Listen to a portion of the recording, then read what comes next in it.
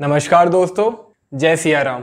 तो आज की वीडियो बहुत इंपॉर्टेंट है। तो आज बात करेंगे अयोध्या में श्री राम जन्मभूमि के बारे में और जानने की पूरी कोशिश करेंगे, इसकी हिस्ट्री को समझने की पूरी कोशिश करेंगे, अभी तक के सारे इसके हिस्टोरिकल इवेंट्स को। तो मेरा आपसे रिक्वेस्ट है, आप प्लीज इस वीडियो को लास्ट तक जरूर देखें, क्योंकि लास्ट में आपके लिए बहुत इंपॉर्टेंट बात है। और प्लीज इस वीडियो को सभी के साथ शेयर कीजिए, खास तौर पे उन लोगों के साथ जिन्हें ये नहीं पता यह जगह हमारे लिए क्या अहमियत रखती है और उनके हिसाब से यहाँ पे स्कूल या फिर हॉस्पिटल बन जाना चाहिए। तो किसी भी चीज को समझने के लिए उसके हिस्ट्री को जानना पड़ता है। और जिस जगह की अपन सब बात कर रहे हैं वो कोई ऐसी वैसी जगह नहीं है। हमारे इष्ट देव स्वयं भगवान विष्णु के 7वें अवतार भगवान श्री राजा रामचंद्र जी की जन्मभूमि से रिलेटेड है। मेरा मानना तो ये है कि भगवान राम को जानने से पहले उनके कुल रघुकुल और रघुवंश को जान लेना चाहिए। अगर आप विष्णु पुराण या फिर वाल्मीकि रामायण का रेफरेंस लें तो जो अयोध्या और कोसला शहर है वो मनु ने डिस्कवर किया था। मनु जो दुनिया के पहले मनुष्य थे या फिर पहले प्रजापति थे, उनके एक पुत्र थे इक्ष्वाकु, जिनके नाम से पूरा इक्ष्वाकु डायनेस्टी चला आ रहा है। तो अब बात कर लेते हैं हिस्टोरिकल टाइमलाइन नंबर 1। तो जो सबसे पुराना शहर है अयोध्या, वो भगवान राम का है और उनके पूर्वजों का है। और एक बहुत बढ़िया बात आप सभी को बता दूं कि जो कुछ भी इस पृथ्वी पे है, चाहे वो पानी हो, पहाड़ हो या वायु हो, वो सब भगवान राम के पूर्वज इक्ष्वाकु डायनेस्टी ने ही इस पूरी धरती को दिया है। भगवान राम 51 नंबर पे थे इक्ष्वाकु डायनेस्टी में से। और आज की मॉडर्न साइंस भी ये बात मानती है कि धरती पे पानी और वायु जैसी चीजें बाहर से ही आई हैं। तो इसका मतलब दोस्तों सब चीजें भगवान राम की हैं और अपन सब भगवान राम के हैं। अब बात कर लेते हैं दूसरे हिस्टोरिकल टाइमलाइन इवेंट के बारे में कि जैसे आज अपन कोई इवेंट का रिकॉर्ड रखने के लिए कैलेंडर का इस्तेमाल करते हैं, वैसे ही वैदिक साइंस के पीरियड में हमारे वेद पुराण और इतिहास पुराणों में हमारे पूर्वज कोई भी हिस्टोरिकल इवेंट का रिकॉर्ड रखने के लिए एस्ट्रोनॉमी कैलेंडर का इस्तेमाल करते थे। फॉर एग्जाम्पल किसी भी प्लैनेट स्टार का एक पर्टिकुलर टाइम पे लोकेशन क्या है, उस चीज को वो ध्यान रखते थे। तो जैसा कि सभी को पता है कि दुनिया की सबसे बड़ी, सबसे डिटेल्ड और सबसे सुंदर बायोग्राफी में मैं बात कर रहा हूँ वाल्मीकि रामायण, जिसके 24,000 श्लोक भगवान राम के हर लाइफ इवेंट को बहुत डिटेल के साथ बताते हैं। सॉरी मैं आपको बीच में इंटरप्ट कर रहा हूँ। अगर आपको लाइफ में कभी भी सक्सेस चाहिए तो आप श्रीमद् रामायण और श्रीमद् महाभारत जरूर पढ़ें। आपने अभी तक अपने लाइफ में बहुत फिरंगियों का काम को जाना या फिर पढ़ा होगा। एक बार अपने लाइफ में प्लीज पढ़ें आप श्रीमद् रामायण या फिर श्रीमद् महाभारत। कब पहले पेज से लास्ट पेज हो जाएगा और कब आप हरि नाम का रश आपके जीभ पे चढ़ जाएगा, आपको खुद ही पता नहीं चलेगा। तो बस वापस से अपन स्टोरी पे आते हैं। अब बायोग्राफी है तो ऑब्वियसली वाल्मीकि जी ने भगवान राम के जन्म का समय जरूर बताया होगा एस्ट्रोनॉमी कैलेंडर के हिसाब से। तो दोस्तों एक बात मैं आपको बता दूं कि सो कॉल्ड मॉडर्न साइंस ने एक एस्ट्रोनॉमिकली सॉफ्टवेयर बनाया जिसमें आप किसी भी प्लैनेट या फिर स्टार की लोकेशन डालेंगे तो ये आज के कैलेंडर के हिसाब से आपको वो डेट बता देगा। तो जब वाल्मीकि जी की दी गई उन स्टार्स और प्लैनेट की लोकेशन उस सॉफ्टवेयर में डाली तो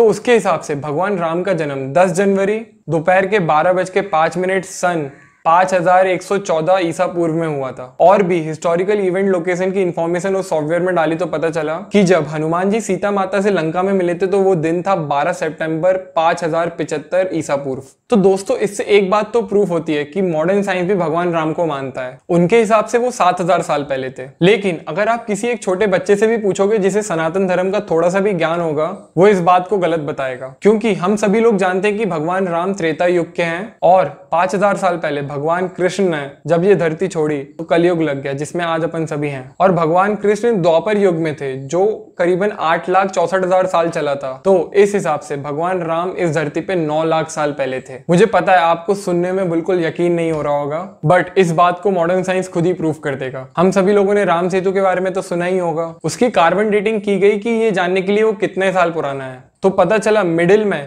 वो कुछ 18,000 साल पुराना था और किनारे पे करीबन 1 लाख साल पुराना था। तो ये दोनों ही डेट 7000 साल से पुरानी है। तो मतलब इसका मतलब ये है कि अभी इस सॉफ्टवेयर को बहुत कुछ सीखना बाकी है और अभी इस सॉफ्टवेयर में बहुत कमी है। अभी और टाइम लगेगा मॉडर्न साइंस को वैदिक साइंस के लेवल पे पहुंचने के लिए। और दूसरा एग्जाम्पल ले सकते हैं खुद वाल्मीकि रामायण में से कि जब हनुमान जी लंका जाते हैं तो उन्हें लंका के गेट पे 4 दांत वाला हाथी दिखता है। और मॉडर्न साइंस इस बात को भी मानता है और उनके हिसाब से ऐसे जानवर 20 मिलियन साल पहले धरती पे रहते थे। और भी सैकड़ों एग्जाम्पल हैं जिससे ये बात प्रूफ होती है कि भगवान राम 9 लाख साल पहले इस धरती पे थे। अगर पहले टाइमलाइन और दूसरे टाइमलाइन की बात की जाए तो अपने सामने अपन को 2 आंसर मिलते हैं। पहला तो ये कि ये पीरियड बहुत पुराना है, इसकी हिस्ट्री बहुत पुरानी है, इस पूरे एरिया की जो अयोध्या के आसपास वाला एरिया ये बहुत पुराना है और अपन पुरानी की बात कर रहे हैं, मतलब लाखों साल पुरानी बात कर रहे हैं। और दूसरी मैं मानता हूं कि ये सबसे इंपॉर्टेंट चीज है अपन सबके लिए कि भगवान राम अपने लिए कितने इंपॉर्टेंट हैं और उनकी वजह से और उनके पूर्वजों की वजह से ही इस पूरे धरती पे धर्म है और जीवन है।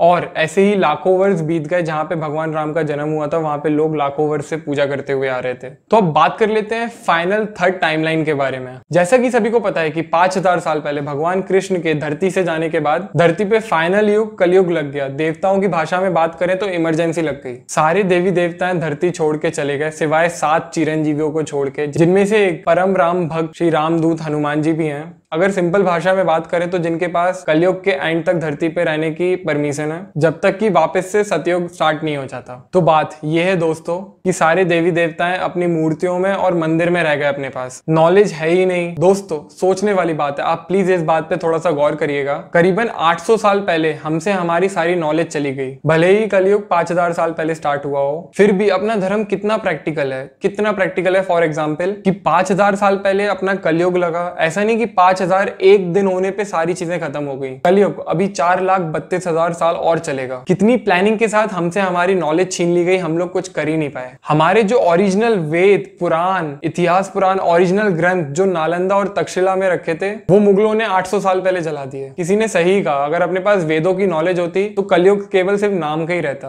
किसी को पता ही नहीं असली सनातन धर्म है क्या। कोई बलि चढ़ा रहा है, कोई बीफ खा रहा है। यह जो अपन पढ़ रहे हैं या फिर जो अपन फॉलो कर रहे हैं सनातन धर्म आज की डेट में, ये ओरिजिनल नहीं है। बहुत सारी चीजें इसमें मिलावट की गई हैं। और जिन्हें पता है कि ओरिजिनल धर्म क्या है, जिन्होंने मुंह जवानी अपने पूर्वजों से सीखा है, वो बहुत लिमिटेड लोग हैं, जो कि थोड़े टाइम में वो भी खत्म हो जाएंगे। ये सारी चीजें भाइयों मैं आपको इसलिए बता रहा हूँ, हम सभी करोड़ों हिंदुओं को इतना बुरा लगा जब अयोध्या में मंदिर तोड़ के मस्जिद बना दी गई। आपको पता है लाखों वर्ष पुराना उसका इतिहास है उस जगह का, लेकिन सिर्फ वहां पे अभी पिछले 1000 सालों में 72 से ज्यादा युद्ध हो चुके हैं श्री राम जन्मभूमि को लेके।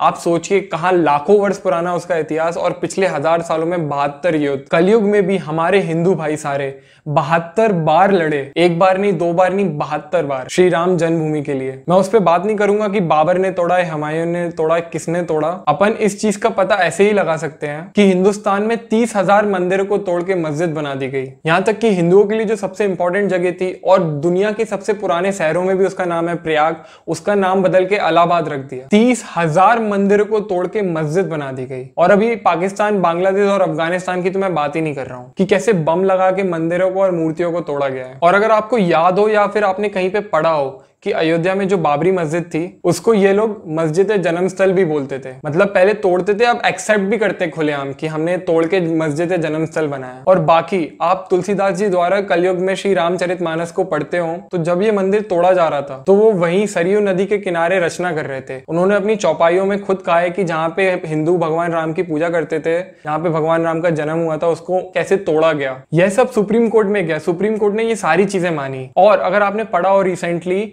जब मंदिर के लिए एक्सकेवेशन का काम चल रहा था फाउंडेशन के लिए, तो वहां पे पुरानी हिंदू देवी देवताओं की मूर्ति मिली है टूटी हुई। मैं तो मानता हूं कि भगवान श्री राम की ही कृपा है कि उन्होंने करोड़ों धर्म प्रेमियों की बात सुन ली और वहां कलयुग में भी मंदिर बन रहा है। It's like a second chance for us. और बाकी इंडियन गवर्नमेंट भी वहां पे टाइम कैप्सूल डाल रहे हैं 100-200 फीट नीचे, जहां पे उस टाइम कैप्सूल में पूरे डॉक्यूमेंट्स होंगे कि भगवान राम की जन्मभूमि है और आगे जाके भविष्य में हजारों साल बाद कोई दिक्कत ना हो भाई। और जो लास्ट में मुझे आपसे जो इंपॉर्टेंट बात कहनी थी वो ये है कि धर्म बचाना और धर्म के लिए लड़ना ये किसी एक की लड़ाई नहीं है, ये अपन सभी लोगों की लड़ाई है, ये सभी हिंदुओं की लड़ाई है। वरना अभी 30,000 मंदिरों में से अभी सिर्फ एक ही मिला है अपन को और हम लोग इसे ऐसे सेलिब्रेट कर रहे हैं कि बहुत बड़ी जीत हो गई अपने लिए। मैं मानता हूं ये बड़ी जीत है, लेकिन सिर्फ 30,000 में से एक मिला है। अगर हम सभी लोग एक हो जाएं, जात पात में नहीं बटें और हम सभी लोग हरि का नाम लें और हरिजन बन जाएं, तो हम सभी लोग वापस से 30,000 मंदिर भी ले लेंगे और जिन जिन के पूर्वज डर से कन्वर्ट हो गए थे उन सबको घर वापसी भी करा देंगे। तो मेरा आप सभी से रिक्वेस्ट